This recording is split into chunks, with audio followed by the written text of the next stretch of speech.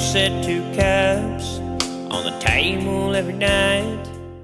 Before we get started with today's episode, our music is brought to you by George Arbuckle. He kindly gave us permission to use his music in our intro and our outro, so we give him a very special thank you. Today's episode of Road to Omaha is sponsored by my manager's podcast, Road to Wrestling. So if you like WWE content, go check them out on Instagram and on YouTube at Road to Wrestling Podcast. All right, so welcome back to Road to Omaha. Once again, and I say this every week, another interesting week in the SEC. And I took way more notes. Maybe you can consider this to be excessive, but I color coded everything. I even made a mock ACC tournament bracket if the season were to end today. And we're going to address the elephant in the room. Jacob, how you feeling after LSU got swept by A&M? I didn't even watch the series, so not much I can say. But everything went wrong. Everything went predictably wrong. Predictably wrong. You saw this coming. Yeah. Oh boy. Okay. Well, I'll tell you what I saw right off the bat. It was so you've got exaggerated JUCO teams, and then you've got about a 50-foot pile of okay, and then you've got LSU. Okay, obviously that's an exaggeration. There's way worse teams in college baseball. I mean, Missouri and South Carolina exist, but as it stands right now, LSU is the third worst team in the conference as they We're like 16-12 in SEC play so far this year. 6-12 in SEC play. That's right. Damn. And y'all are on a 6-game SEC losing streak. Yeah, because we got swept by Ole Miss last weekend, and this weekend. Yeah, it's. And that was LSU's first sweep at Alex Box since 2022. Damn, 4 years. Which was Jay Johnson's first year as head coach of the program. Okay, Jay Johnson seems like a totally different manager this year. Well, I'll continue what you were saying. I don't know. It just he hasn't really been like this pretty much every other year, but it feels like this year he's kind of going on. Aaron Boone, if he were to be a college manager when it comes to bullpen management, he can't get the offense to work. Jay Johnson has never really been that guy.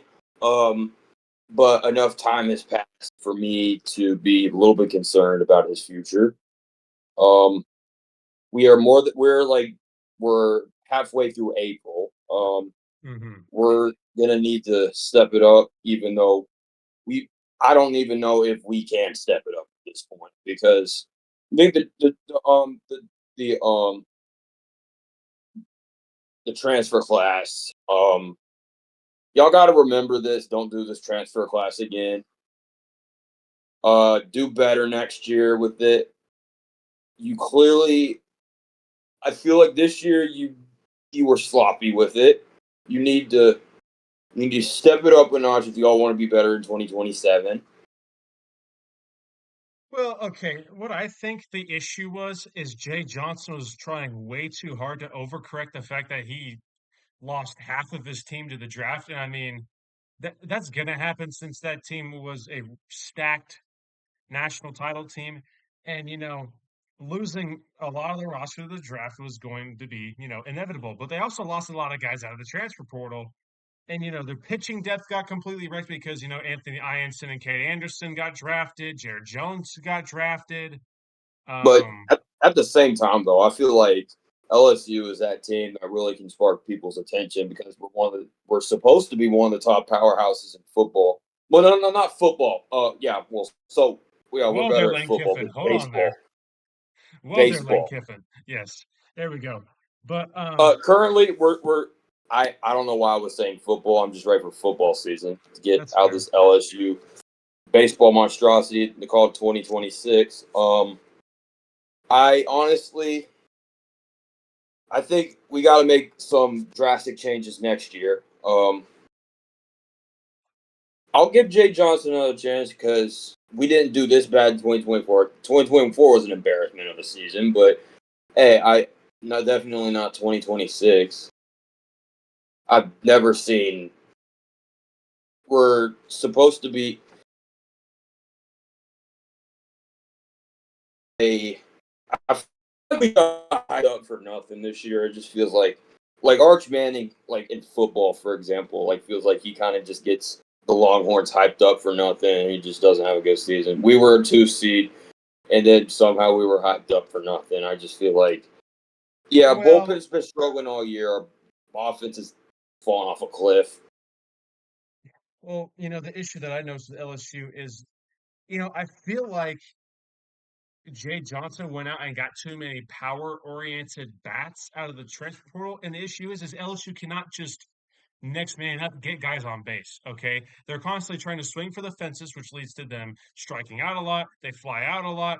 They're not consistently getting on base. I And mean, the fact that and Derek Curry Hill may be gone next year too for a draft pick, yeah, no, that we need to we need to step it up because Jake Brown is going to be that lead guy. He's been fantastic at the beginning of the year, but now he's cooled off quite a bit. We're that team where we could pretty much want kids to play because we have all these colleges we can get kids from. We can new high school kids coming in. We can get lots of other people. Just you gotta be consistent with it, and I feel like getting another Zach York is not going to work out. I don't know how much longer he's going to be on the team. I don't know if they're going to let him play next year. I don't know if they're going to let him play this year. They may, but guess and we what? don't know if he's going to transfer. You know what I mean? It's just one of those things. It's just the amount of uncertainty. Maybe he's been so bad at Grand Canyon State they transfer him to us. I don't know. I don't know. Well, I mean, Jay Johnson saw something in him, but I mean, Jay Yeah, Johnson, he took accountability in his interview after game two. I mean, he acknowledged that the roster construction was not great. yeah. Pitching depth was especially not there. I mean, Case and Evans, and I mean, you got Pitching Zach. has been off all year. I mean, that starting rotation is. I mean, Case and Evans, when he's hot, he's one of the best pitchers in the SEC. But he gets smacked around usually, typically third time through the order, and we saw that in game one because he was striking out the world the first two times through the order, and he had that splitter going. He was mixing that with his fastball and his slider well, and then the third time through the order, he goes and gives up 6 earned runs. Right? It's just because he was just spamming the fastball splitter combo, and eventually the hitters just learned to get off of the splitter and sit fastball. The floodgates imploded, and then they teed off for 4 more runs on the bullpen. Um, Shane Shane Sadeo with almost 5 innings of two earned runs. He had a good start, and then Aiden Sims in game two went out and did Aiden Sim things. If I remember correctly, 7 innings, 2 earned runs, 6 strikeouts. He was obviously phenomenal.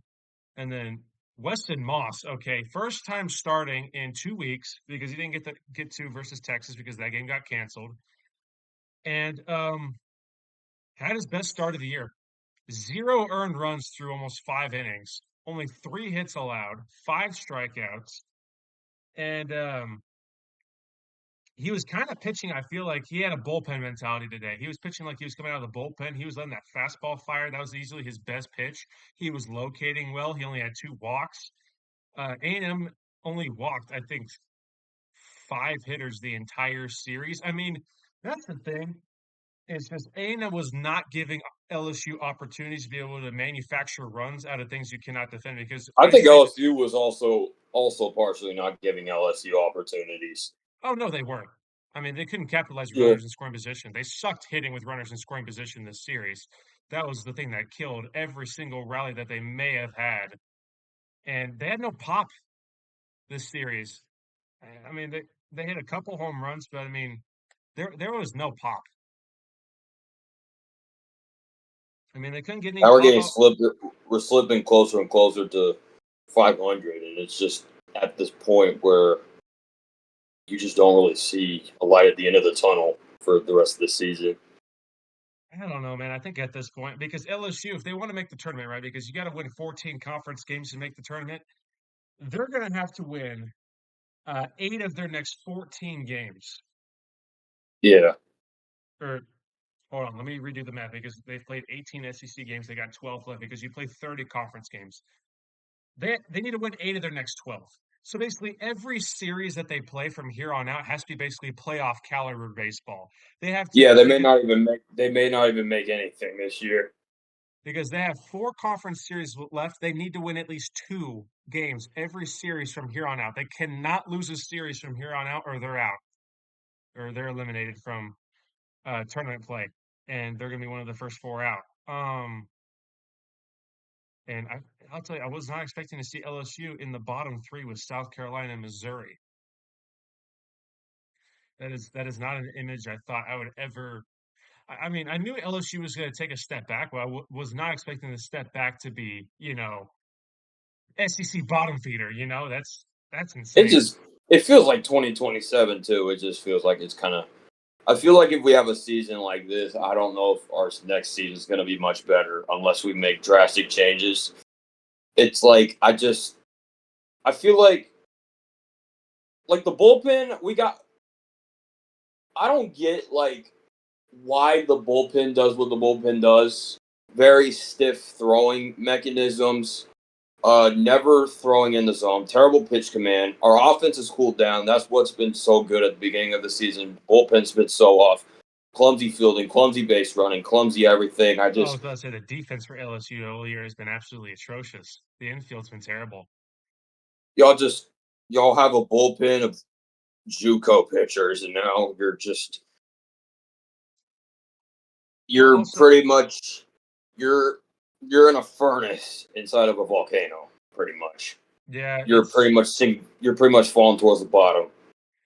well, and the problem with LSU is they got thrown to the wolves because they're facing a top 10 A&M team that's probably going to be in the top 5 in a couple weeks. That's probably going to host a regional. They're hot. They're second place in the SEC. They've got probably, arguably, other than Georgia, the best offense in the SEC, a top 3 offense in the country in terms of runs scored, walks. A&M walks more than they strike out. So, other than today, because Sheenan came out of the bullpen for LSU and he struck out like 10 hitters. But I feel like he's the only bright spot in that LSU bullpen. But Y'all gotta score more than 2 runs. That's just not. I mean, y'all weren't doing it off of Gavin Lyons or Weston Moss. I mean, y'all had to tee off on a Clayton Freshcorn that had already been used up the night before. I mean, he still came in and got the save regardless. So props to Clayton Freshcorn for that. But LSU was just put basically they were thrown, ironically into the Tigers cage against a red hot A&M team that has won this is crazy. 11 out of their last 12 SEC games. And they have won 6 straight games in conference play. No, 7 straight games because they took the last 2 from Vandy. They swept Texas and then they swept LSU. Um, A&M's hot, right? And they're on an Speaking of A&M. Texas, they lost to Alabama today. Yeah, and that's why A&M was actually able to pass Texas cleanly, and A&M took sole possession of second place. As now A&M for the first time this season has a better conference record than Texas. Um, and I was about to address Texas in a second. They win the series versus Alabama at home, but once again, they score all their runs in game 1, and then the offense goes completely dead for the rest of the series. That's been the cycle for Texas the entire season with their offense. They explode for double-digit runs the first game, and then, they score 2 or 3 runs the next 2 games. That's not a sustainable formula if they want to make a prolonged run in the postseason. And I've been saying this all year. They are heavily carried by their pitching.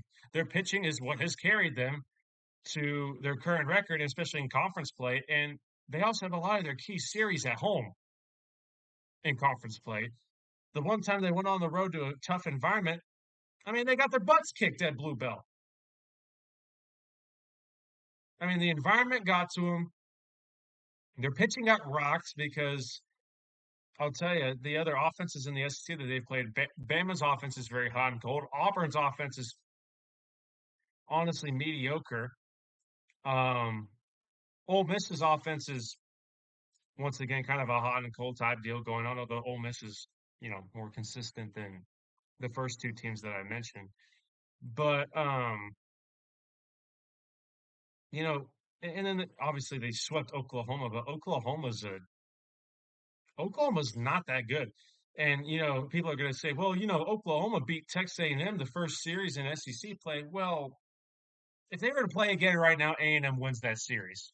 I mean, I feel like that's not a debate because A&M is hot in Oklahoma. Their flaws got exposed, and you know, they're a mediocre SEC team this year. A&M should have won that series. They could have swept, honestly, but I mean, it is what it is now. Now we're in second place in the conference, but um, that's that.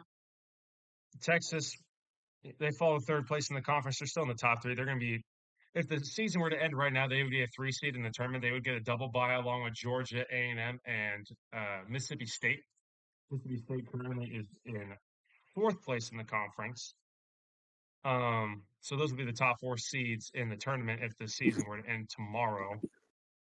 So the rest of the season for LSU is Mississippi State. I think we're playing Mississippi State, Georgia, Oh, um, not and Georgia. South Carolina and Florida. I don't remember the specific order, but I think next weekend I think we have Mississippi State. I'm not sure, but I'm not That really one, even going to pay attention because we have to win the rest of our series to get into the SEC well, tournament. no, I mean you're going to be in the SEC tournament. All 16 teams compete in the SEC tournament. You need to win all your series to get into the, field of 64 to get in that But what large if we bid. win the SEC tournament, regardless if we lose the rest of our games this season? Well, then uh, okay, because the SEC tournament does not, um, well, it's the winner of the conference that gets an auto bid. I think for LSU though, it would not matter if they lost the rest of their games because if they or it wouldn't matter if they won the SEC tournament if they don't have enough conference wins, they're out. I'm not 100% sure how that works. Yeah, because there's I can't remember if the at-large bid or the conference or the auto bids is if you win the regular season championship or if you win the tournament. I need to uh, fact check on that because I real know quick. in men's basketball, the LSU men's basketball team went to the SEC tournament. They lost the first game though, so that didn't really matter. Well, I mean, every team goes to the SEC tournament in baseball too. It's just um, as of right now, LSU would be the. Let me see. LSU would be the 14 seed, and they would play number 11 Vandy in the first round, and that's if the season were to end tomorrow. And then, like I said, the double buys are Georgia, Mississippi State, Texas A&M, and Texas, since those are the top 4 seeds in the conference. The single buys are Florida, Ole Miss, OU, and Alabama, and then all the teams playing a first round game, or no, Auburn, excuse me, not Alabama. All the teams playing a first round game. This is this is obviously a projection. This is not what the SEC tournament field is going to look like at the end of the season. But if the season were to end tomorrow, it would be Alabama versus Mizzou because 9 versus 16, and then it's 12 versus 13. Kentucky, Tennessee, 10 versus 15. Arkansas versus South Carolina, and then LSU would play Vandy. LSU would be a 14 seed, and Vandy would be an 11 seed. So it'd be a miracle if we won the SEC and got into Super Regionals at this point. Yes, because your side of the bracket is a gauntlet. Because if let's say LSU beats Vandy, they would have to then play Auburn, and if they beat Auburn, they would then have to play Texas. So yeah, that side of the bracket is kind of a gauntlet, although it's not much better for Arkansas or South Carolina. Let's say Arkansas beats South Carolina, they play OU, which I mean, I feel like they could beat OU, but then they would immediately have to go play Texas A&M. So Arkansas would probably be cooked. Although the hardest side of the bracket is easily where Bama and Mizzou's side, because if Bama beats Mizzou, which they will, they would, since this is obviously a hypothetical bracket, then they play Florida. Mizzou beats Bama. Well, then Mizzou would have to play Florida, but we're gonna be slightly realistic because no shot Mizzou beats Bama.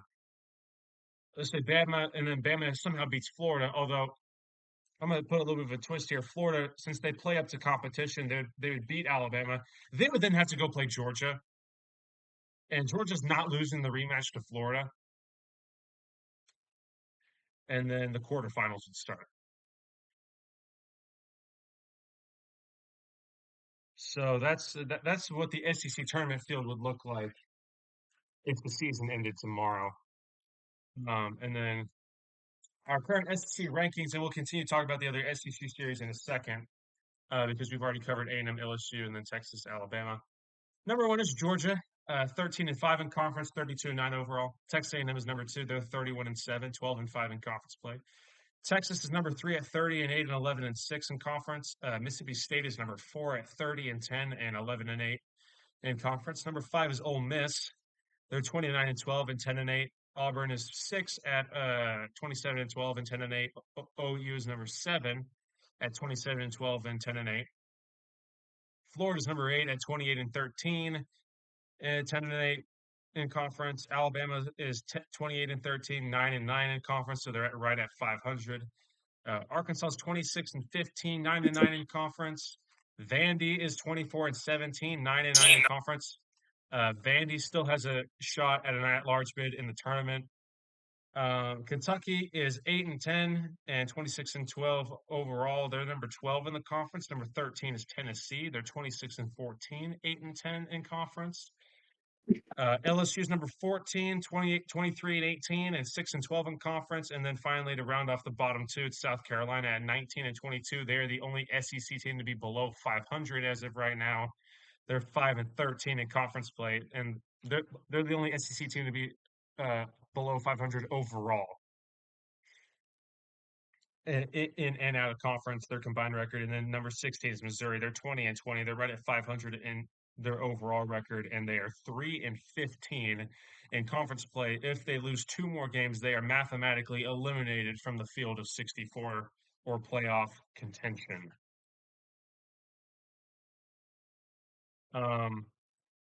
There you go. That's our current SEC standings as of right now. And the next series I want to get into, as I open up my notes, is Georgia. So how will we even make the playoffs if we didn't? Somehow, if we do a Cinderella run and we still miss the playoffs, even though we won the SEC, if we did that Cinderella run, even though there's like a 3% chance of that happening. That'd be kind of funny, honestly. That'd be kind of hilarious. LSU wins the College World Series, and none of this would have ever mattered. The first series I want to cover is Georgia at Arkansas. Oh, boy. I have a lot of thoughts on this one, and I might go on a little bit of a tangent, but Game 1 was kind of a thriller. Arkansas takes Game 1 and 6-3. They had outstanding starting pitching and then a good bullpen performance from Gabe Gackle. Cam Kojal had a decent performance this series, minus the third game, which I'm going to get into in a second. Game 2, this was Justin Bird's legacy game. Had, I think, a 6-out save or 9-out save. Justin Bird of Georgia, easily Georgia's best reliever. Georgia wins 5-3. And in Game 3, I don't know if you saw this, Jacob. You want to know how many runs Georgia scored against Arkansas? 26. 26, that's right. 26 runs. 12 in one inning, if I'm remembering correctly. 12 or 13 in an inning, if I'm remembering correctly. Arkansas's bullpen gave up 22 earned runs. And their defense I saw the score. I'm like, Is this like 22-14 or something? 26-14 was the final, yeah. 26-14, yeah. Oh, that's a baseball score. The Arkansas defense gave up 6 errors, and the bullpen gave up 9 home runs. 9. You're not going to win a game with 6 errors. That's like the New York Mets. That one game I watched from a few. I like to watch videos of the Mets being bad every now and then. This is probably from like 2013 or something. I don't know. The Mets had like 6 errors against the Marlins. And speaking of Mets, they lost their 11th game in a row today. So oh, dang. Okay, that's interesting. yeah, I'll tell you this right now, Jacob, and I'm gonna go on a little bit of a rant. Uh, Dave Van Horn, he's a legendary head coach. He's taken Arkansas to the College World Series 10 times, right? Okay. The dude's a legend in the sport, especially in the SEC. Nothing against that, but his bullpen management in game 3 was awful. The performance by the Arkansas bullpen was awful. Um, First of all, he pulled his starter way too early. He pulled him during the 3rd inning after he'd given up 4 earned runs. Granted, their starter had gotten tagged a little bit, but I feel like he could have made it at least 4 more, or not 4 more innings, 2 more innings at least to give the bullpen a little bit of breathing room. But that was mistake number 1 from Van Horn. He brought in the bullpen too early. He immediately brings in Gabe Gackle, who had thrown like 50 pitches 2 nights ago. And Gabe Gackle gets tagged. But Arkansas's offense kept, coming back, evening the score. But every time Arkansas would even the score, their pitching would immediately implode. They were reusing arms that needed rest. And Van Horn either used specific relievers too much, or for too long, like he did with Gabe Gackle, or he didn't use them enough.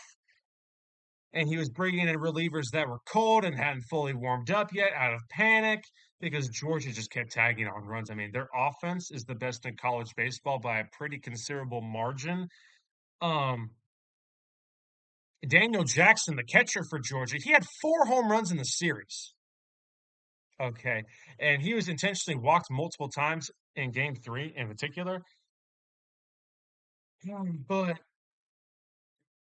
this was one of those games where if it weren't for the fact that they were in the College World Series and had one of the best rotations in college baseball last year, this is a game where you would fire the pitching coach. Okay. This is a fire the pitching coach, burn down the pitching staff situation right here. If it weren't for the fact that they were so good last year. And you can make the excuse of, well, they were really good last year. They'll probably be fine next year, yada yada yada, whatever. But 26 runs. And when was the last time that's ever happened in a college baseball game? I mean, it happens fairly frequently in midweeks. Not in Yeah, but an that's SEC, midweeks. I'm talking like conference. in a conference series where both teams are ranked in the top 20. I have no idea. I have no idea. Ole Miss somehow lost to Tennessee today, Oh, I know, but they took the series, so it really doesn't matter. They're so that probably going to. didn't really matter. Um, I have all the series right here in my notes. Vanderbilt beats Kentucky. Yep, they win that series too. Mississippi State gets a struggle win against South Carolina Yep, that game in went to 11. extras. Yep. Mm-hmm. But I think I accidentally jinxed it for Arkansas because I said that the Georgia offense may go cold going into this series because they just got punched in the mouth and they were about to face adversity since they had just lost their first conference series. And then they bend over Arkansas and give them straight belt to ass. They made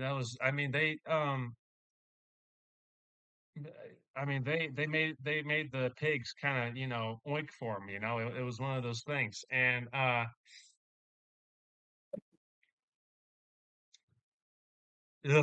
that last game was a slaughter. Not much left to be said. All right, next SEC series, Auburn versus at Florida. Florida, who typically plays up to competition, Jacob, I'll tell you this. Florida's bullpen was terrible. Uh, Florida could have swept that series, but the last two games, whenever Florida had a lead, they blew it in the seventh inning or later each time. Sounds a lot like LSU, doesn't it? I'm joking. I'm joking. LSU never had a lead at all in the series. Um, but I don't want to kick LSU while they're down. Poor Mike the Tiger, man. No, Mike the Tiger. Mike the Tiger's. I don't. I wonder how he's coping with this. We wonder how our condolences are with Mike the Tiger right now for the death of the LSU baseball team this weekend. I'll tell you, sad event. Not really, because I'm obviously happy as an Aggie fan, but I feel bad for you, Jacob, since you had to watch that absolute.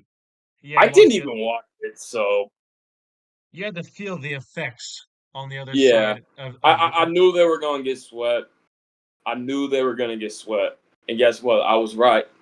I'm like It makes you paranoid now. It feels like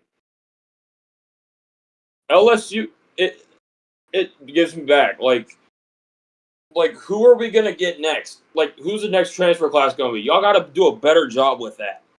Like that's all I can think of now when I think of LSU baseball so far. And it's like it feels like this year because we lost so much, we weren't able to melt ice in an oven. We tried to melt ice in a freezer. That's an interesting analogy, but you know what? That works. That works. We Yeah. tried to get more play. We tried to replace the bullpen with people who couldn't throw strikes. We tried. So what we're it feels like what we're doing now. We're trying to get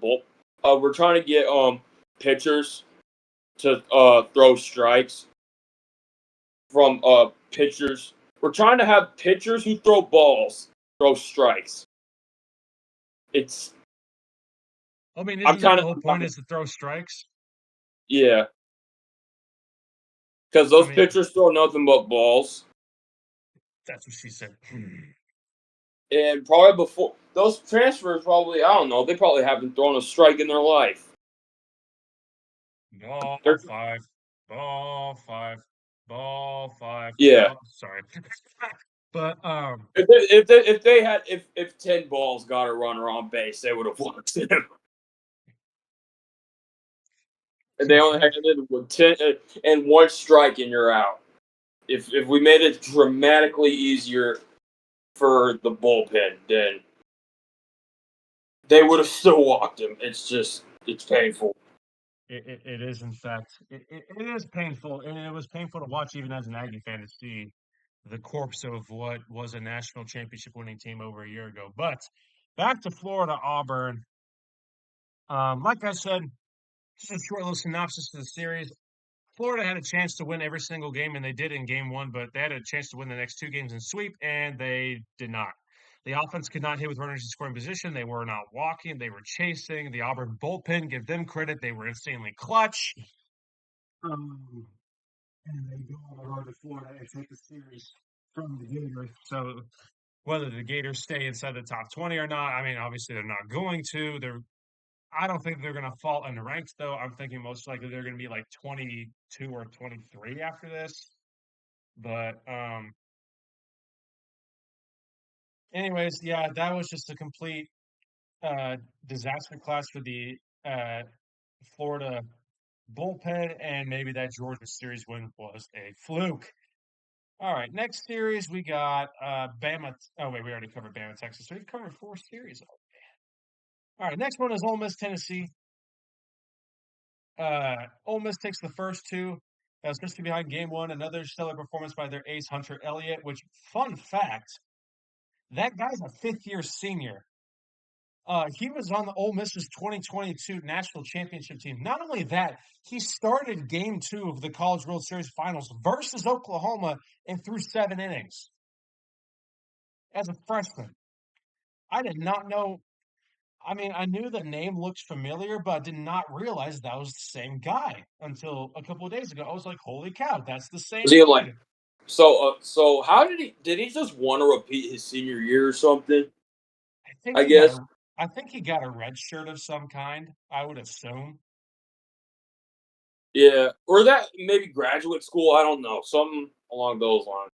I think he redshirted because I mean, coming into NCAA now, you get 4 base years of eligibility plus your red shirt, which I guess 5. So he had to have used a red shirt in there somewhere because he's a fifth-year senior. Because he was a true freshman in 2022, sophomore 23, junior 24. He would have been a true senior in 25. So yeah, he's a graduate senior. He's a fifth-year senior Yeah. because he was a true freshman in 2022 when Ole Miss won the College World Series. Ole Miss kicks the crap out of Tennessee game two. Tennessee's offense continues to be kind of hot and cold, kind of bipolar. But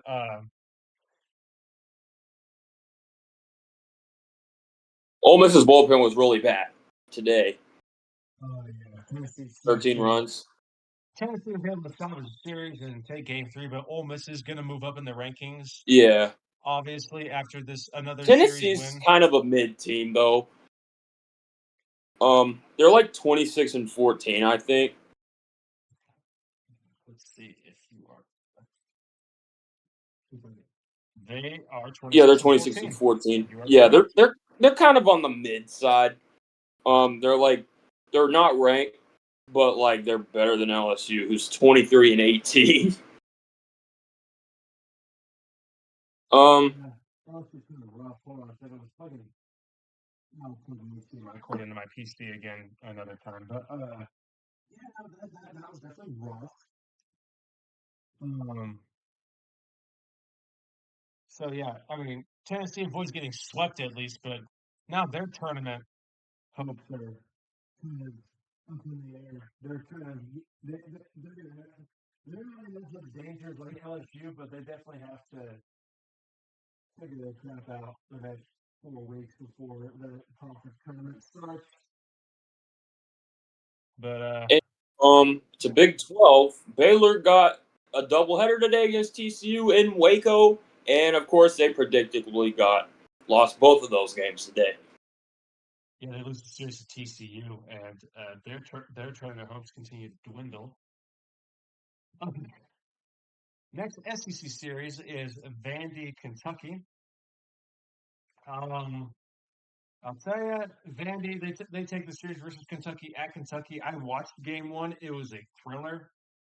The Friday starter for Kentucky, Jelkin, he had eight innings pitched and 2 earned runs. It was probably one of the better pitching performances I saw this week in the SEC. Top three easily.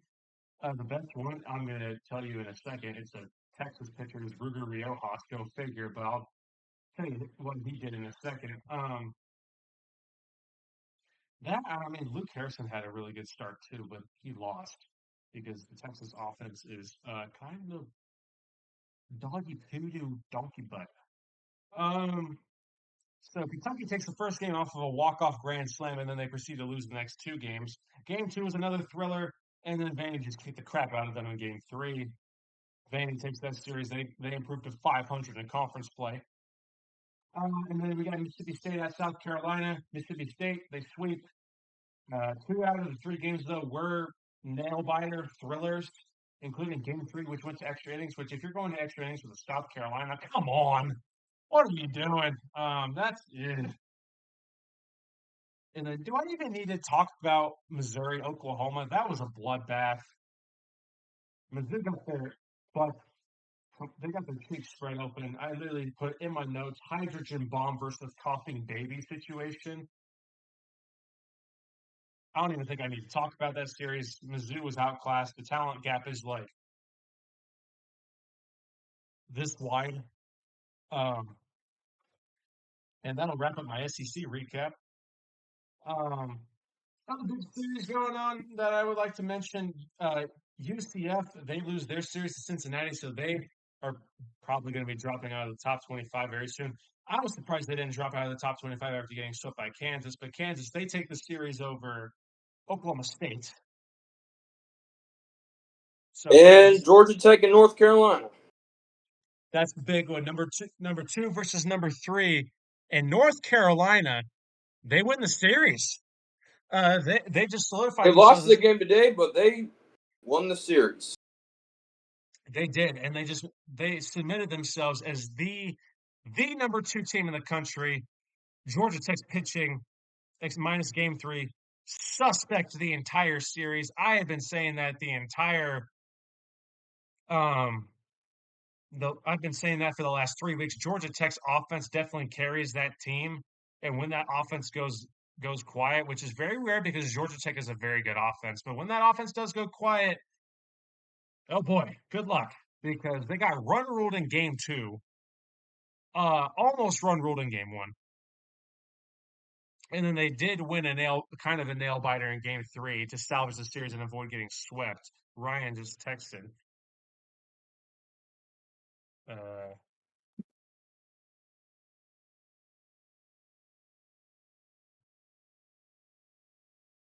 Other games include Indiana beats Abilene Christian today. the Big Ten is such a fodder conference. I'm sorry, bro. The Big Ten sucks at baseball, dude. Minus UCLA every day. Kansas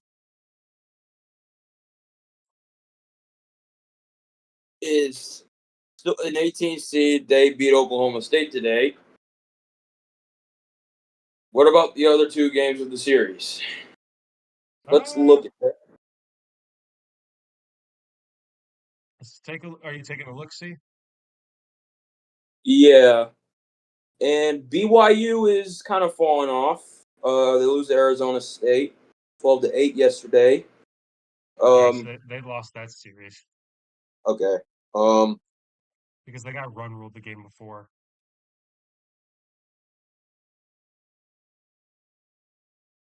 So I'm reading Ryan's text. He's hilarious. I'm not going to read it out loud, but maybe he's just a little sleepy. You know, it's just one of those things. yeah. Maybe he's just a little bit sleepy. You know. I will address this well. Jacob is looking at stats and scores from across Division One. A couple of our viewers text me and they were like, "We listen to your podcast. It's relaxing background noise. Listening to y'all talk has been relaxing for a lot of us, and it helps soothe anxiety." So if you're tuning into our podcast, whether it's for, obviously college baseball analysis, you're here for diehard college baseball analysis, obviously SEC bias. I mean, I preface that a lot. We are kind of an SEC bias podcast, but I mean, we're SEC fans. Our teams are in the SEC, so we definitely lean heavy SEC. But if you're here for college baseball analysis, or if you just need something to listen to in the background while you're cleaning, reading, doing whatever, or if you come here to relax and just vibe, we take everyone, and we thank the fans for listening to us. Thanks for y'all Regardless, support. exactly. Um, if y'all wanna give us some ideas of what we should talk about in college baseball, let us know in the comments below. Let us know in the comments. Obviously, you can DM me on the Road to Omaha Instagram at Road to Omaha Podcast. I answer DMs fairly frequently. I do have college though, so if I am a little bit late to DM responses, bear with me on that. Also, Jacob and Ryan are also college students, so if you have questions with them, Ryan's also on Instagram if you want to DM him. But if you have questions for Jacob, you can run them through me first, and I will talk to Jacob personally. But we are all college students, so if our responses are a little bit slow, bear with us, obviously. But we appreciate y'all's support as we grow slowly, and we're thankful It for will everyone that watches. it will be quicker because later on because on May 4th I will finish with my first year of college. I will be as well. My first semester will be coming to an end the first week of May. So obviously, our content's going to ramp up after the first week of May because May And you're not going 19th. to see me in this room anymore. So, and then Uh, until August, and then until maybe mid-August, I'll be in my house, or depends on where I am. If I'm going to be on vacation, I may do it there. But and then next year I'll be in my house. My setup will also be changing a little bit as well because I got accepted to a bunch of different colleges. I'm a community college student, but I will hopefully by spring I will be at Texas A&M as either an agricultural business major or an ag economics major, um, either or. So I will most likely be at Texas A&M next spring whenever college baseball season starts back up. So my setup will be different. I'll be in a dorm of some kind, and you're going to be at what, an off-campus house near LSU? Yeah. Mm. But And then I yeah, think, and then after that, in 2029 when we graduate, I think financially for me, I feel like we're gonna do that because when we sell the house again, we'll get our money back. well there you go, and then we'll have a little bit more free time on our hands after we graduate. But Yeah, all and then depends on then we'll have free time, and and then I'll probably get married at some point. I'm not sure when, but the time will come. But a lot to think about after college, man. Yeah, no kidding. I'll tell you. And the long-term future of this channel and our brand is, we'll figure it out as we go. But right now we're just college students, just you Hmm. know, talking about what we love, and that's baseball and college Hmm. baseball. I love college baseball because it's niche and it's fun. It's the storylines are So many insane. teams. The teams and the power. I mean, the different storylines that are in college baseball is insane. College baseball is such a beautiful sport. Hmm. Um, and this podcast has been my passion project, honestly, and I've been very grateful to be blessed with the opportunity to be able to create content for everyone. So, once again, me, Jacob, Ryan, and Cameron. Cameron is one of our off-screen uh, team viewers and editors as well. We're all grateful for everyone's support, and with that out of the way as well, um, like I said, And our sorry, you go, and Jacob. whenever, primarily most of the time, about we will be recording at about 9:30 p.m. every Sunday, 9:30 p.m. Central Daylight Time. But we usually submit it. We usually post the video a little bit later. Usually the next morning or the next Yeah. afternoon on Monday. Although sometimes if the video requires little editing, which I think tonight it will not need really any editing, the video will go up late tonight. But typically a video will be up either the next morning or the next afternoon. Hmm. Um, and then our music is very kindly brought to you by George Arbuckle, who I know personally. Super nice guy. I listen to a lot of his music, and I asked him personally if I could use his song 6 Feet Below as our intro and outro song. He said yes. So that is our intro and outro song. And let's give a thank you to George Arbuckle for letting us use his music in our videos. And like I said, this video is sponsored, joking sponsor, is sponsored by my managers and friends podcast, the Road to Wrestling podcast. If you love WWE content and you want to be caught up with all the storylines going on in the WWE and all the main events, go to the Road to Wrestling YouTube channel and their Instagram page at Road to Wrestling Podcast. Um, they make some phenomenal content, and I'll tell you what, I'm not a WWE person, but I've listened to a bunch of their episodes. It's a nice listen. I listen to them while I'm working, and they're very charismatic. They got a lot of chemistry. So if you're into WWE and you need another good listen, go to the Road to Omaha, or not Road to Omaha, bleh, Road to Wrestling podcast. And huge shout out to them for supporting us as well. Um, but with that out of the way, Jacob, give me your projections for the one, who's hosting regionals and your College World Series teams.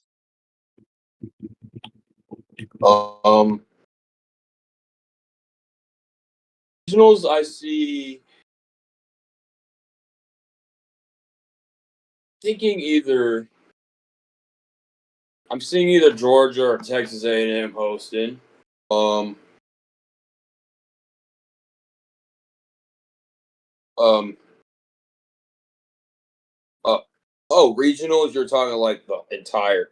I Yeah. see some SEC team. I see some SEC teams hosting. Um, but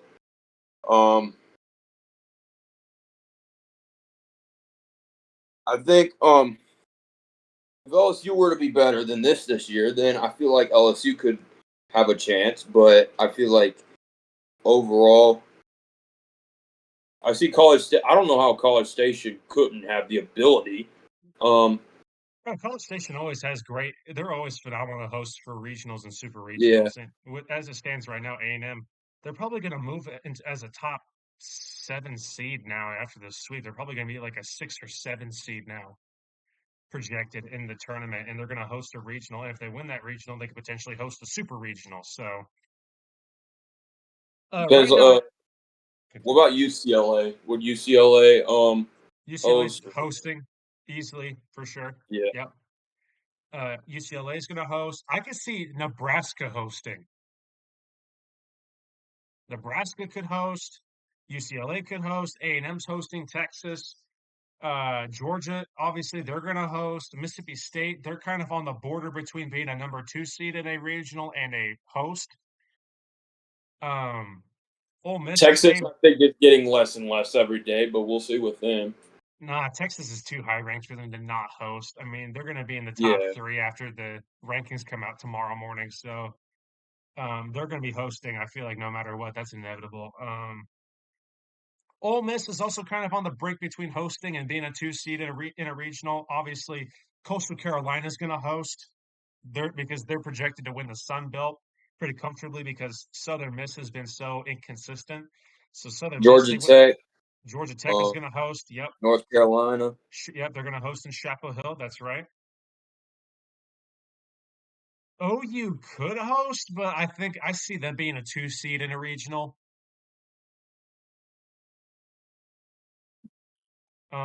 Arkansas, they might. Arkansas is a toss up.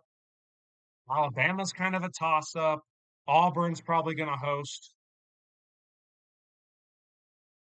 Ole Miss is kind of iffy. Ole Miss is kind of a toss-up, yeah. And teams out of the Yeah, Big 12, West Virginia, obviously the no-brainer host out of the Big 12. Arizona State as well. Kansas, Kansas could maybe. host, yeah. That oh, that or Kansas is going to be a 2 seed, but at this point, I'm telling you, I think Kansas is probably going to be a host. I think they've put themselves in host territory. Yeah, Kansas has been playing real well. Uh, in terms of the ACC teams there, Florida State's probably going to host.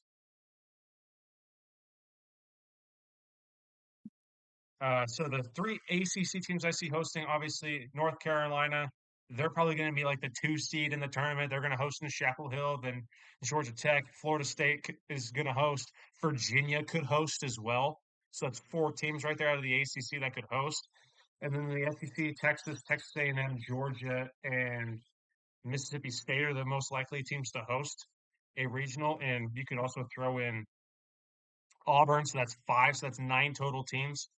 And then out of the Big 12, it's going to be West Virginia and Arizona State as it stands right now, and Kansas. So that's 12 teams in total. And then the 13th team that's hosting is going to be Coastal Carolina. They're going to be the mid-major that's hosting um,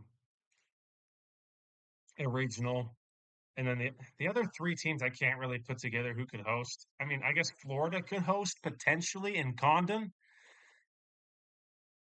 but Ole Miss is a toss-up.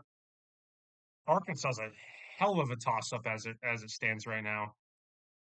And then if you want my current College World Series field, Texas, Georgia Tech, North Carolina, UCLA, Texas A&M. That's 5 teams, right?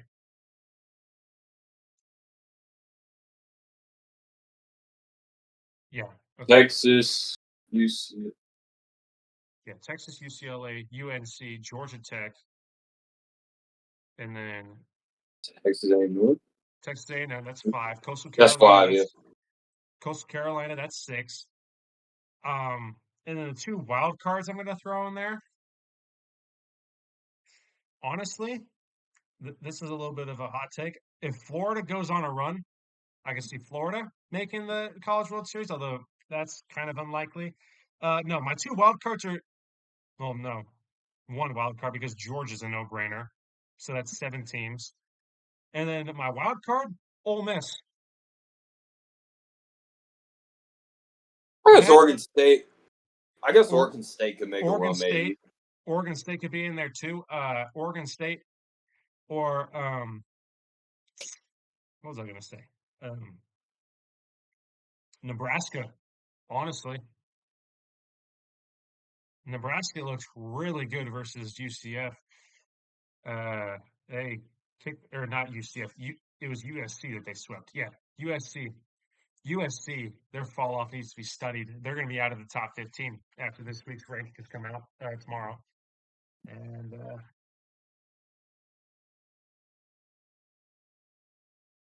UFC is a 21 seed. they're UCF. Yeah, UCF is a 21 seed. Yeah, they're going to be out of the rankings after the rankings come out because they got absolutely brutalized by Cincinnati. But Yeah, Jacob, who you got in the College World Series?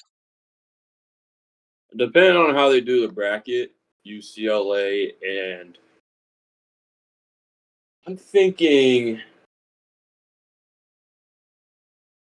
Texas. Either Texas. I think Texas A&M or Oregon State making a run for some reason. Oregon State's definitely a team that can make a run. Their pitching has been phenomenal.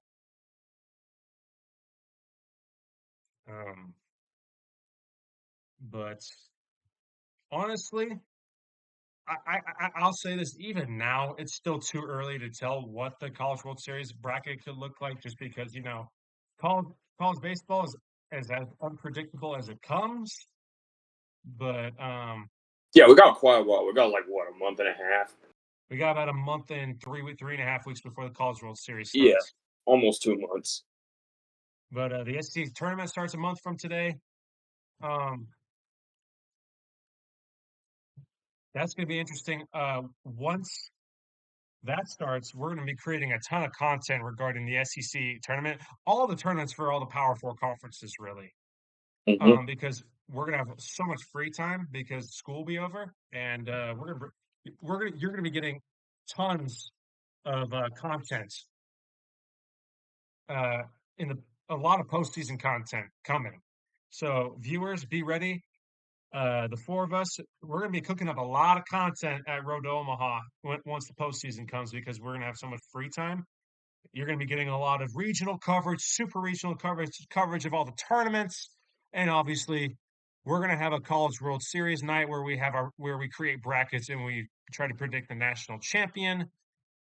Um, and we're going to have a live stream of selection night whenever they pick the field of 64 after the conference tournaments end. And that'll be a live stream on YouTube and Twitch. And as it stands right now, the SEC race is heating up. The other power conferences are heating up. The ACC in particular, it's going to come down to Georgia Tech and North Carolina. Florida State might sneak in there, but we'll see. The Big Ten is a lock at this point. But the SEC race just got interesting. A&M on the heels of Georgia. Can A&M stay hot as they go to Florida next weekend to play the Gators? Should be an interesting series. LSU, who do they play next week? I think Mississippi State. They play Let Mississippi me State. double check. LSU, they are in must-win situation. Can they Yep. win their next 4 series and shock the college baseball world and make the tournament, or are they dead this season? We will see And as the season. when the playoffs get started, make sure to subscribe so we'll let you know whenever a new video is posted. And thanks for our 6 subscribers that are already subscribed.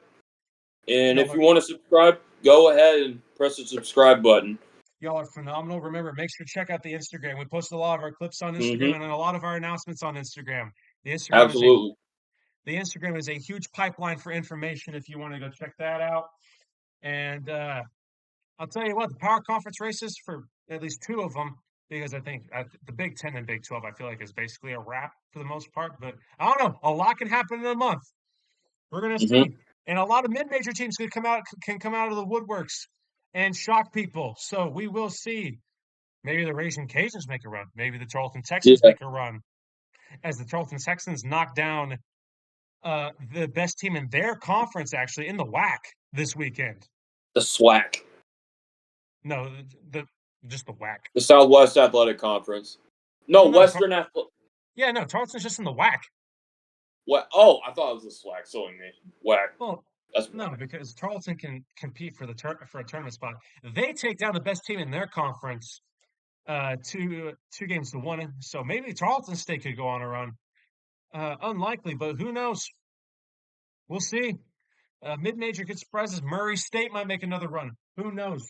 Obviously, college baseball unpredictable, and we want you with us the entire way as we call it out.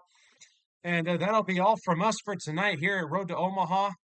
We thank you all for watching, and tune in next week as things get interesting. Can LSU save their season, and can A&M stay hot? Good night from Road to Omaha, everybody.